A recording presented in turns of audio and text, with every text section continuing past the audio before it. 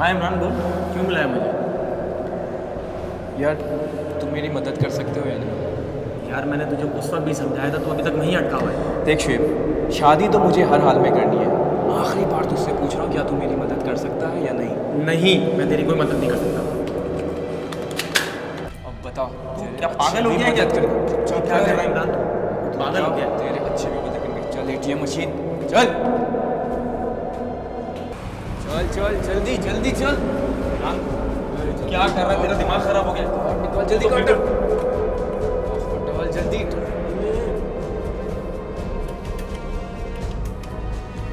क्या कर रहा है तू? ये मेरे बच्चों का निकाल, ये मैं मेरे बच्चों के हक की ऐसी की ये तू ये और निकल जल्दी निकल। यार इससे ज़्यादा नहीं निकल सकते। ये एटीएम कार्ड है, 30,000 ज़्यादा नहीं निकल सकते।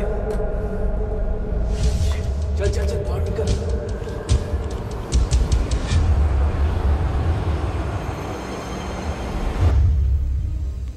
ये मेरी बेवकूफ़ी थी, क्योंकि एटीएम में 30,000 से ज़्यादा नहीं निकलवा सकते थे। मगर मैं ये बेवकूफ़ी कर चुका था।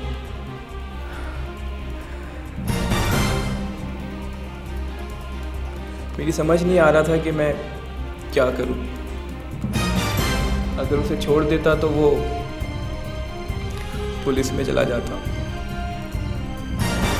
फिर मैं उसे वहाँ से दूर जंगल में ले जाकर। ये चुपचाप, तू बिल्कुल इमरान क्या कर रहा है? ये तू मुझे कहाँ लेके आए? चुप, खड़ा हो जा। मुझे क्या हो गया? तू पागल हो गया है क्या? कर क्या रहा है?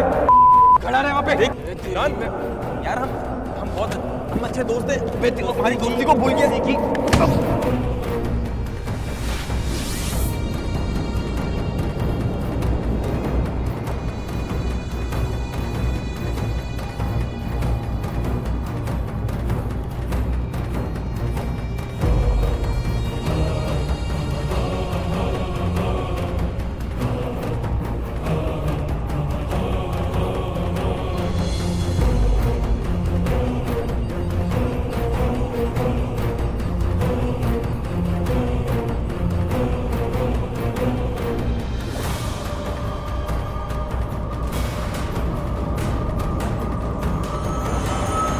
फिर वहाँ से मैं उसके घर गया। भाभी ने अंदर आने नहीं दिया, तो मैंने उनसे कहा कि वालेकुम सलाम। भाभी वो शुएब एक दोस्त की तरफ है, वो शायद कोई ज़मीन वगैरह ख़रीद रहा है, तो आपका जेवर मंगवाया, वो बयाने के तौर पर रखवा रहा है। उन्होंने तो मुझे कुछ नहीं बताया इस बारे में। अच्छा, हाँ उसके पास क्रेडिट नहीं है, तो इसलिए उसने मुझे भेज दिया इस चीज़ के लिए। अभी वो रात बहुत हो रही है और इस तरह गली में खड़े रहना अच्छा नहीं लग रहा। क्या मैं अंदर आ जाऊँ? आ जाए। शुक्रिया।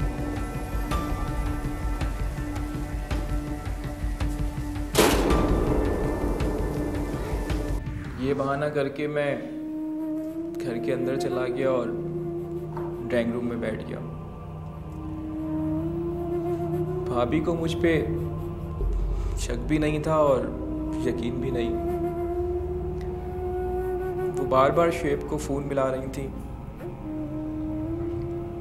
मेरी कुछ समझ में नहीं आया, क्योंकि उसका फ़ोन मेरे पास था।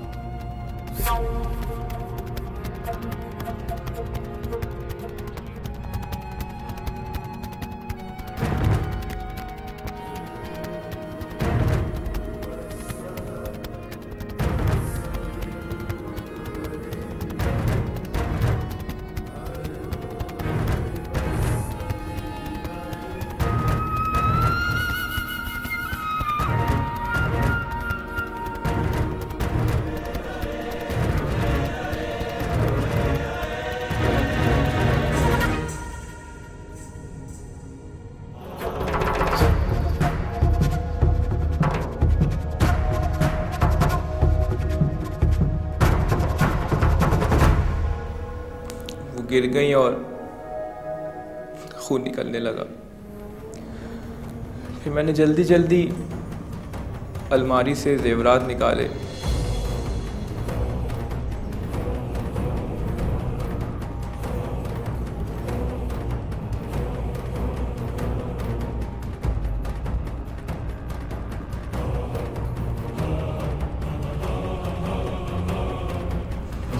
मुझे ख्याल आया कि अगर भाभी बच गई तो मेरा नाम बता देंगे। फिर मैंने अपनी मोटरसाइकिल से पेट्रोल निकाला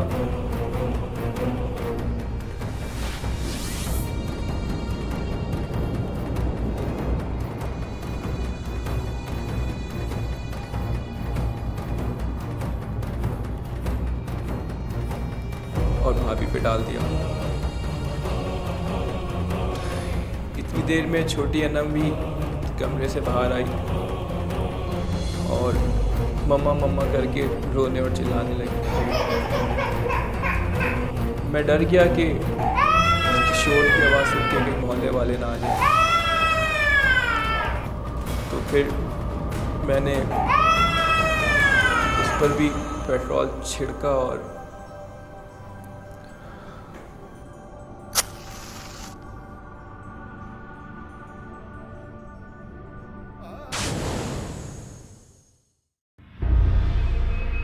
इंसान कहते हो तुम लोग अपने आप को, हैं?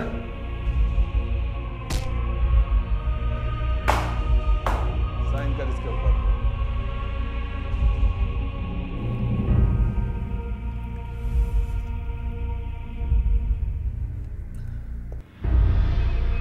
सर ये जो प्रॉपर्टी डीलर है वो मेरा एक दोस्त है, उसका इस सब से कुछ लेना देना नहीं।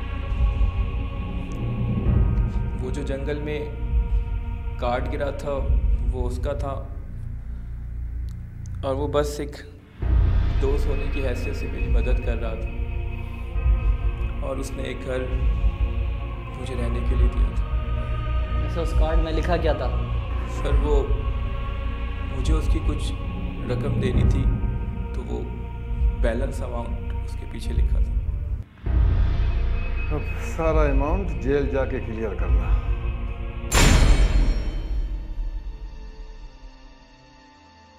कत्ल की वारदातों के पीछे कई वजूहात होती हैं, लेकिन अक्सरियत कत्ल की वजह लालच समझी जाती है। इस तरह ज़्यादातर कत्ल रुपए और जायदाद की खातिर किए जाते हैं। अगर मरने वाले का कोई वारिस ना हो तो कातिल का काम आसान हो जाता है। दूसरी सूरत में ऐसी कत्ल की वारदात जिसके मुहर्रिकात में लालच शामिल हो, एक की बजाय कई मासूम जानें शिकार होती हैं। कातिल पहचाने जाने की डर से एक से ज़्यादा कत्ल करता है। माजी करीब में लालच के ज़ेर असर होने वाले कत्ल की वारदात की एक मिसाल जस्टिस सबीउद्दीन और उनकी अहलिया के कत्ल से ली जा सकती है।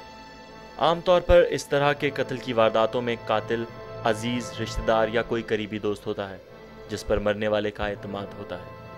तेरे कत्ल की इस वारदात में मकतूल के साले और भाई को शामिल तफ्तीश किया गया था, लेकिन अदम सबूत और शवाहिद न मिलने की बुनियाद पर उन दोनों को तफ्तीश से अलग कर दिया गया। दौरान तफ्तीश ये बात सामने आई कि मकतूल का एक देरीना दोस्त भी इस वारदात में शामिल है, जो शुरू में पुलिस पर कार्रवाई के लिए प्रेशर डालता रहा, लेकिन बाद में अचानक गायब हो गया। मकतूल का बैंक रिकॉर्ड मालूम करने के दौरान पुलिस को एक ATM मशीन की CCTV फुटेज भी हासिल हुई, जिसमें वारदात की रात कातिल और मकतूल दोनों साथ साथ देखे गए। इसके अलावा मौके वारदात से भी कुछ शवाहिद मिले जो मुल्जिम की तरफ इशारा करते हैं। इन तमाम सबूतों की रोशनी में जब इंटरोगेशन की गई तो कातिल ने तेरे जुर्म का एतराफ़ भी कर लिया। कातिल के बयान और हासिल शुदा सबूतों की रोशनी में कल मुल्जिम को चार्जशीट के साथ अदालत में पेश किया जाएगा।